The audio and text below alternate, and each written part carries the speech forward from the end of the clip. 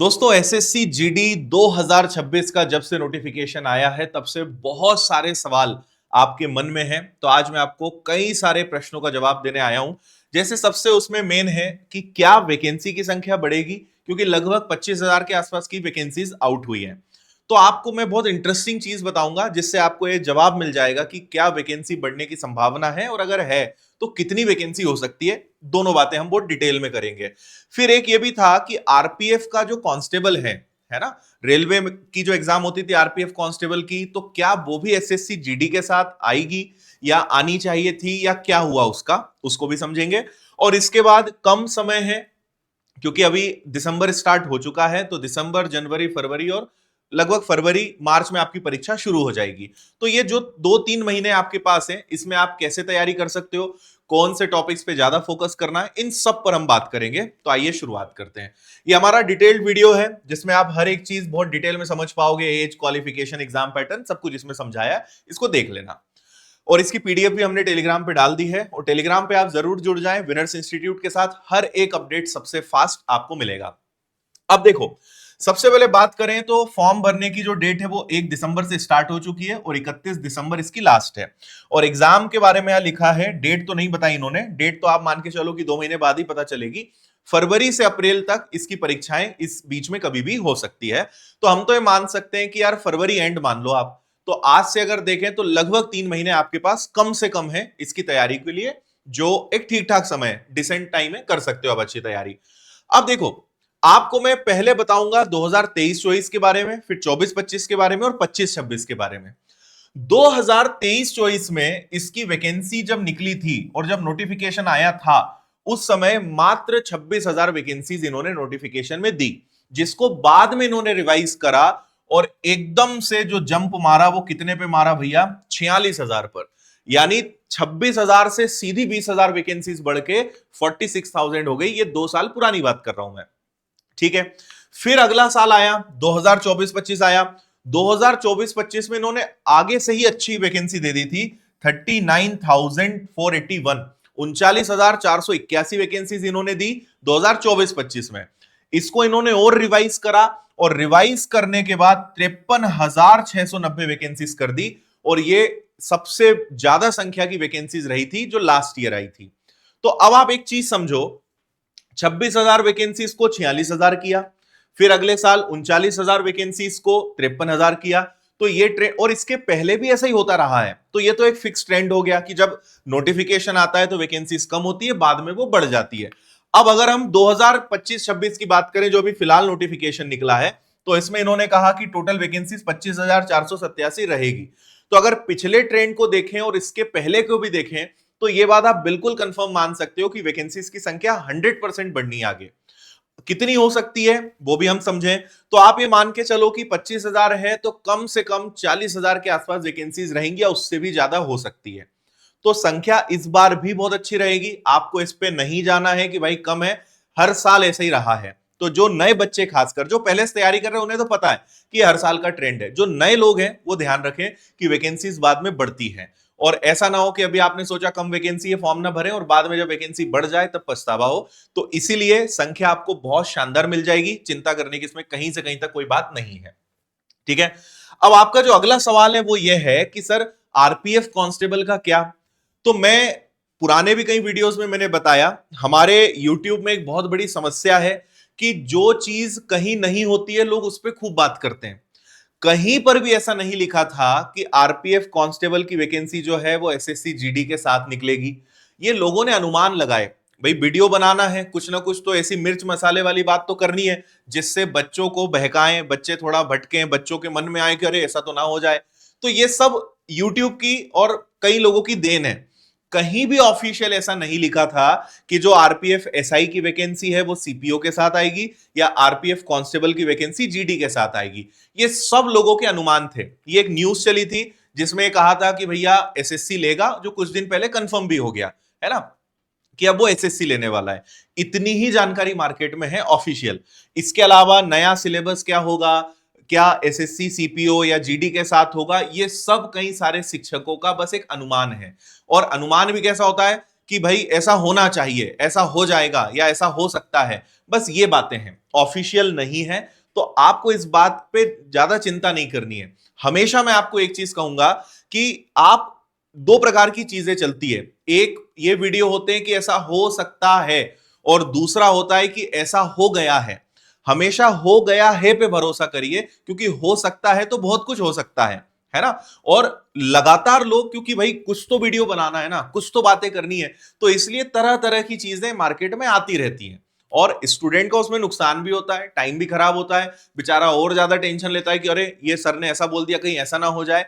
तो मैं इसके काफी खिलाफ रहता हूं कि ऐसी चीजों पर ना वीडियो बने तो ही बेहतर है। भाई जब जो कोई चीज है ही नहीं, जिसके बारे में कहीं कुछ लिखा नहीं है, उस पर क्यों अनुमान लगाना, क्यों विद्यार्थियों को बेवजह परेशान करना, गलत है।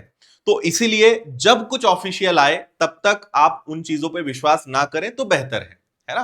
तो ऐसा कहीं भी नहीं था कि आरपीएफ आएगा या नहीं आएगा, तो ये एक बेमतलब की बात है जो यूं ही कई सारे बच्चों को बहकाया गया है, तो इससे आप दूर रहें, ज्यादा अच्छा है। ठीक है, अब इसके एग्जाम पैटर्न के बाद मैं आपको लास्ट ईयर का एक एनालिसिस दूंगा बहुत अच्छा, कि किस सब्जेक्ट से, किस टॉपिक से कितने क्वेश्चन आए, जो आपको बहुत हेल्प करेगा, और आखिरी में कुछ टिप्स दूंगा मैं। तो आपको पता है कि 4 सेक्शंस होते हैं, तो आपका जो रीजनिंग है उसके 20 सवाल, जनरल अवेयरनेस जीएस के 20 सवाल, मैथ्स के 20 सवाल, और हिंदी या इंग्लिश में से कुछ एक चुनना है जिसके 20 सवाल। 80 सवाल रहेंगे, 1 घंटे का समय आपके पास रहेगा, 0.25 की नेगेटिव मार्किंग रहेगी, और ये मेन है आपका। इसके बाद फिर फिजिकल में 2 चीजें हैं, मेजरमेंट और फिजिकल का एंड्योरेंस टेस्ट। ठीक है, ये मैं आपको बता चुका हूं। ये सिलेबस इन्होंने दिया है कि भाई मैथ्स में क्या, जीएस में क्या, है ना, रीजनिंग में क्या, हिंदी इंग्लिश में क्या, पर मैं आपको उससे भी बेहतरीन चीज दे रहा हूं, और वो ये है, आपको 2 वर्षों का मैं एक शानदार सटीक एनालिसिस दे रहा हूं। इसका स्क्रीनशॉट ले लेना, आपके बहुत काम आएगा। तो जैसे सबसे पहले मैथ्स विषय से हम शुरू करें, तो हमने ये लिखा है कि भाई 2023 में कौन कौन से टॉपिक से कितने प्रश्न आए, और 2024 में कितने प्रश्न आए, है ना। यहां पे 2023 का मतलब है 2023-24, 2024 का मतलब है 2024-25, और इस साल की जो वैकेंसीज है वो 2025-26 की, यानी 25 में नोटिफिकेशन आया है, 26 में उसका एग्जाम होगा। तो ये पिछली, इस वैकेंसी के पहले की 2 वैकेंसीज का डेटा है। तो आप देखेंगे नंबर सिस्टम, 2023 में 1 से 2 सवाल आए, 2024 में 1 सवाल कम से कम आया। LCM, HCF, mensuration, 2D 3D, ratio, mixture, time and work, time speed distance, train. तो मैं आज सब कुछ समझाऊंगा नहीं, आप स्क्रीनशॉट लेके आराम से देख सकते हो, तो आपको समझ में आएगा कि कौन से टॉपिक का वेटेज क्या रहा, कौन से पढ़ना है, कौन से नहीं। अरिथमेटिक एडवांस दोनों आते हैं, दोनों का रोल अच्छा है, और बहुत हाई लेवल के प्रश्न नहीं आते हैं। तो जिन्हें मैथ्स से डर लगता है, घबराना नहीं है, बहुत नॉर्मल क्वेश्चंस आते हैं। आपने चैप्टर्स का बेसिक अच्छे से सीख लिया, एक बार उसको अच्छे से पढ़ लिया, तो आप मतलब रिवीजन कर लिया, तो आपसे क्वेश्चंस बनेंगे। हाई लेवल के, टफ लेवल के, बहुत कठिन सवाल इसमें नहीं आते हैं, तो मैथ्स से नहीं डरना है।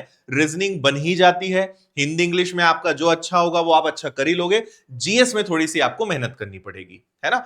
और हमने इसका बैच भी लॉन्च किया है बहुत कम प्राइस में, सबसे आखिरी में उसकी जानकारी मैं दूंगा। और अगर आपको मैथ्स पढ़ना है तो मेरा मैथ्स का कोर्स भी ले सकते हो, या बुक भी ले सकते हो, है ना। फिर दूसरे टॉपिक्स की बात करें तो रेसेस एंड गेम्स है, बोट एंड स्ट्रीम है, percentage, profit and loss, discount, simple interest, compound interest, average, simplification, ये सारे आपके हैं कि किस साल किसका क्या ट्रेंड रहा, इसको देख लेंगे। रीजनिंग का देख लीजिए भाई, कोडिंग डिकोडिंग हो गया, mathematical operation, non verbal series, sitting arrangement, number series, analogy, dice, dictionary, सबके बारे में यहाँ पे लिखा हुआ है। फिर letter series, embedded figures, blood relation, syllogism, mirror image, compilation of figures, paper cutting, folding, figure count, ये हो गया आपका रीजनिंग। ठीक है, तो एक बात और मैं बता दूं, क्योंकि शिफ्ट वाइज एग्जाम्स होती है, लंबे समय तक एग्जाम चलती है, तो पढ़ना तो सब पढ़ता है। ऐसा कुछ नहीं है कि आप कोई टॉपिक इंपॉर्टेंट पढ़ लोगे कुछ छोड़ दोगे, ये बिल्कुल गलत मिथ है। पढ़ना तो सब पड़ेगा, है ना। किसी शिफ्ट में कोई सा चैप्टर आएगा, किसी में कोई सा नहीं आएगा, लेकिन हर एक टॉपिक कोई भी शिफ्ट में आ सकता है। इसलिए ये चीज दिमाग से निकाल दीजिए कि कुछ चीजें तो छोड़ के चलनी है, ऐसा नहीं है। पढ़ना तो आपको हर एक चीज है। हिंदी में देखिए तो पर्यायवाची, विलोम शब्द, शब्द विचार, तत्सम, तद्भव, शुद्ध अशुद्ध, वाक्य शुद्धि, वाक्यांश के लिए शब्द, ये टॉपिक हो गए। फिर इसके अतिरिक्त स्थान की पूर्ति, वाक्यांश, मुहावरे, संज्ञा, सर्वनाम, लिंग, वचन, कारक, वाच्य, अपठित गद्यांश, इन सबके प्रश्न आपको दिखेंगे। जैसे अपठित गद्यांश 5-5 सवाल आते ही है, फिक्स है ना। जीके जीएस में अगर देखें तो भूगोल, तो भूगोल से 2 से 3 सवाल आपको हर साल देखने को मिलेंगे। पॉलिटी से 2 सवाल आपको मिलेंगे। भारत की कला संस्कृति से 2 से 3 सवाल। इतिहास से 2 सवाल। इसके बाद खेल से आपको 1 से 2 सवाल मिलेंगे। अर्थव्यवस्था से 1 से 2 सवाल आपको मिलेंगे, समसामयिकी से यानी करंट अफेयर से 2 से 3 सवाल, विज्ञान पर्यावरण विविध इनसे भी 2-3 सवाल हर साल देखने को मिलेंगे। अब जीएस बोलने में छोटा सब्जेक्ट है, लेकिन इसके अंदर आप काउंट करिए कितनी चीजें पढ़नी पड़ती है ना भाई। आपको भूगोल, पॉलिटी, कला संस्कृति, इतिहास, खेल, अर्थव्यवस्था, करंट अफेयर्स, स्टैटिक जीके, विज्ञान पर्यावरण विविध, इतनी चीजें पढ़नी पड़ती है, तब जाके आपके 20 सवाल बनते हैं। इसलिए ध्यान रखो, आपका सिलेक्शन 3 विषय दिलाएंगे, मैथ्स, रीजनिंग और आपकी लैंग्वेज, हिंदी या इंग्लिश में से जो आप चूज करोगे। ये 3 आपके मुख्य निर्णायक सब्जेक्ट हैं जिनसे आपका सिलेक्शन तय होगा, इसलिए इन पे सबसे ज्यादा आपको ध्यान देना है। लोग जीएस के चक्कर में अपना बहुत सारा टाइम खराब कर बैठते हैं, क्योंकि जीएस पढ़ने में मजा आता है, बहुत सारी क्लासेस भी जीएस की होती है और जीएस जितना पढ़ो हर बार कुछ नया सीखने को मिलता है। पर आप इसको समझो कि आप पूरा इतिहास पढ़ोगे तब 2 सवाल आएंगे, पूरा भूगोल पढ़ोगे तब 2 सवाल आएंगे, लेकिन मैथ्स पढ़ोगे तो 20 सवाल आएंगे। तो एक विषय से 20 सवाल आना और एक विषय से 2 से 3 सवाल आने में बहुत अंतर है, जमीन आसमान का अंतर है भाई। इसीलिए स्कोरिंग सब्जेक्ट्स पे फोकस करो, जो इंपॉर्टेंट है उस पे फोकस करो, जो लेस इंपॉर्टेंट है पढ़ना है, लेकिन पहले वो जिनसे ज्यादा प्रश्न आएंगे, ये सही आपकी रणनीति है जो काम आएगी आपको एग्जाम में। आखिरी चीज पे हम बात कर लेते हैं जो गलतियां आपको कतई नहीं करनी है। पहला, बिना किसी प्लान, बिना किसी रणनीति के पढ़ना। मैं आपको हमेशा बताता हूं कि आपकी पढ़ाई टारगेट ओरिएंटेड होनी चाहिए। What do you mean by target oriented? यार आज का मेरा टारगेट क्या है, आज मुझे क्या करना है?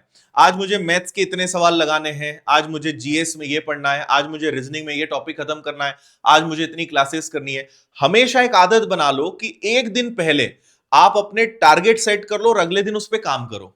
मैं जब पढ़ाई करता था, या मैं जितने भी स्टूडेंट जब मुझसे सलाह मांगते हैं जिन्होंने सिलेक्शंस ली, उन सबको मैं आपको एक ही चीज कहता हूं कि आप 3 प्रकार के टारगेट बनाओ।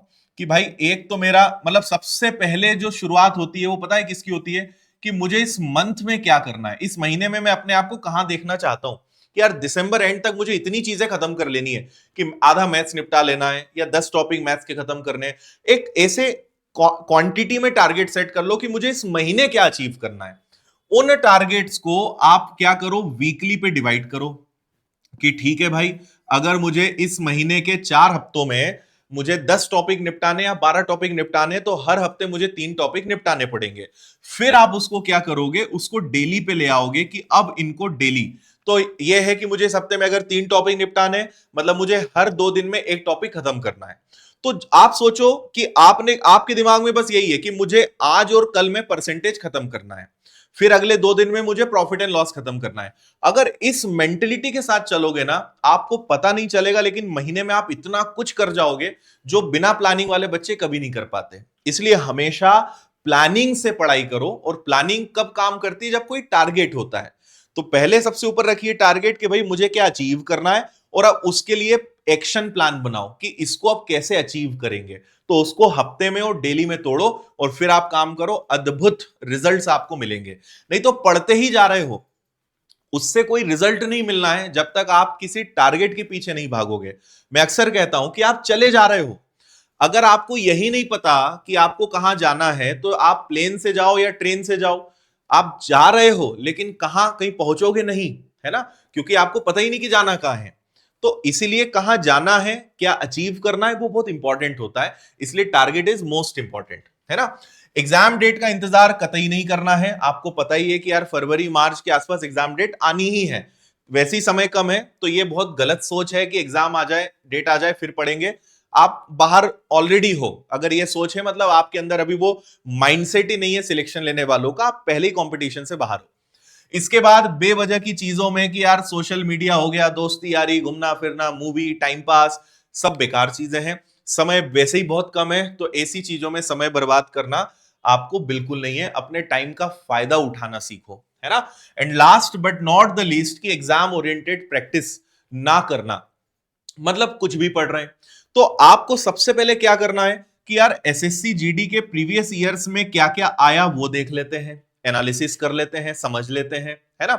फिर उस हिसाब से देखो कि किसका वेटेज क्या है। जैसे मैंने आपसे कहा कि पहले आपको क्या करना है कि स्कोरिंग टॉपिक्स और स्कोरिंग सब्जेक्ट्स पे फोकस करना है ना। जीएस पढ़ो, लेकिन इतना नहीं कि दिन भर जीएस पढ़ रहे हो, मैथ्स, रीजनिंग, हिंदी, इंग्लिश आपकी सबसे ज्यादा प्रायोरिटी होनी चाहिए। सिलेक्शन वो तीनों विषय दिलाएंगे। जीएस में कितना ही कर लो, 6-7 सवाल तो ऐसे रहेंगे जो समझ ही नहीं आएंगे कि यार ये कहां से आए, क्या हुआ। तो है 10-12 सवाल आपके हाथ में, उसमें कितने सही होंगे वो भी नहीं पता। लेकिन मैथ्स, रीजनिंग और हिंदी इंग्लिश में से आप इनमें पूरे पूरे नंबर या 90% नंबर तो ला ही सकते हो, क्योंकि इसमें कुछ भी उठा के नहीं देंगे। तो स्कोरिंग सब्जेक्ट्स पे फोकस करो, प्रीवियस ईयर्स का एनालाइज अच्छे से करो, क्या आया है, क्या पूछा जाता है, तब जाके आप चीजें बेहतर कर पाओगे, है ना। तो इसलिए एग्जाम ओरिएंटेड पढ़ना भाई बहुत इंपॉर्टेंट होता है, और उसके लिए खुद को जानना पड़ेगा कि ट्रेंड क्या रहा है, कैसे क्वेश्चंस आते हैं, क्या बेहतर किया जा सकता है, तब जाके आप चीजें कुछ अच्छी कर पाएंगे। ठीक है, तो इन चीजों का ध्यान रखिए और इसी के साथ आगे बढ़िए, आपकी पढ़ाई बहुत शानदार होगी। एक टाइम टेबल भी हमने बनाने का प्रयास किया है कि लगभग 2 घंटे आपको मैथ्स को देने चाहिए, रीजनिंग आपको कम से कम 1 घंटा देना चाहिए, जीके को 2 घंटे दीजिए, हिंदी इंग्लिश को कम से कम 1 घंटा, और मॉक टेस्ट लगाना, रिवीजन करना, नोट्स बनाना, ये जो एक काम होता है इसको 2-2.5 घंटे आप दे सकते हो। बाकी ये सबके लिए एप्लीकेबल नहीं हो सकता है, तो आपको थोड़ा बहुत अपने हिसाब से इसको मॉडिफाई करना पड़ेगा। तो एक ये टेंटेटिव जो है टाइम टेबल आप बहुत अच्छे से बना सकते हो। ठीक है, और इसके बाद अगर शानदार तैयारी करनी है बेहतरीन शिक्षकों के साथ, तो विनर्स की ऐप पर नया स्पेशल टारगेट बैच हम लेकर आ रहे हैं 12 दिसंबर से। फीस मात्र 599 है, जिसमें आपको maths, reasoning, Hindi, GK, GS, English, everything, हर एक चीज आपको पढ़ाएंगे, और बहुत कम फीस में लाइव क्लासेस, कुछ recorded classes, note, study material, हर एक चीज आपको प्रोवाइड कराई जाएगी। तो शानदार बैच है, बहुत अच्छी तैयारी आपकी होगी। फीस इतनी कम रखी कि हर बच्चा इससे जुड़ पाए और अपनी तैयारी को बेहतर कर पाए, और इसके अलावा आपको और स्पेशल सेशंस, कई चीजें इसमें मिलेंगी। तो आप ये टारगेट बैच ज्वाइन कर सकते हो, योद्धा 2.0। अगर योद्धा बनना है तो योद्धा बैच से आप जुड़ जाइए, है ना। और अभी विनर्स का स्थापना दिवस का ऑफर चल रहा है, तो वैसे ही बहुत कम फीस में आपको सारी चीजें मिल रही हैं, तो इन सबका ज्यादा से ज्यादा फायदा जरूर उठा लीजिएगा। ठीक है, तो उम्मीद है कि इस सबसे आपको काफी हेल्प मिली होगी। सब चीजें, किताबें हैं हर एक एग्जाम की, हर एक सब्जेक्ट की बुक है। गणित की किताब आप मेरी ले सकते हो, हिंदी है, विज्ञान है, रीजनिंग है, सॉल्व पेपर्स हैं, स्टैटिक जीके है, reasoning formula book, maths formula book, सामान्य ज्ञान, इंग्लिश, पूरी किताब ले सकते हो, कोर्स के साथ ले सकते हो, सिंगल किताब ले सकते हो, जो लगे वो आप ले सकते हो। ये सब आपको मिल जाएगा विनर्स इंस्टीट्यूट ऐप पर। ऑफलाइन पढ़ना है, इंदौर आ सकते हो। किताबों के लिए Flipkart, Amazon, winners publications app सारी हैं। बाकी कोई दिक्कत परेशानी है तो आप हमें कॉल या मेल करके जानकारी ले सकते हो। कैसा लगा ये वीडियो, क्या समझ में आया, कमेंट करके बताना। अगर अभी भी आपके कोई और प्रश्न हैं तो मुझे वो भी बताइए, ताकि अगले वीडियो में मैं फिर से उन पे बात कर सकूं। अगले वीडियो में सिलेबस या कट ऑफ के बारे में हम थोड़ी सी और बात करेंगे, जल्द ही आपके लिए वो भी लेकर आऊंगा। आज के लिए इतना ही, आप सभी को शुभकामनाएं, और अगर अच्छी तैयारी करनी है तो विनर्स ऐप के योद्धा बैच से आप जुड़ जाइए। थैंक यू, जय हिंद।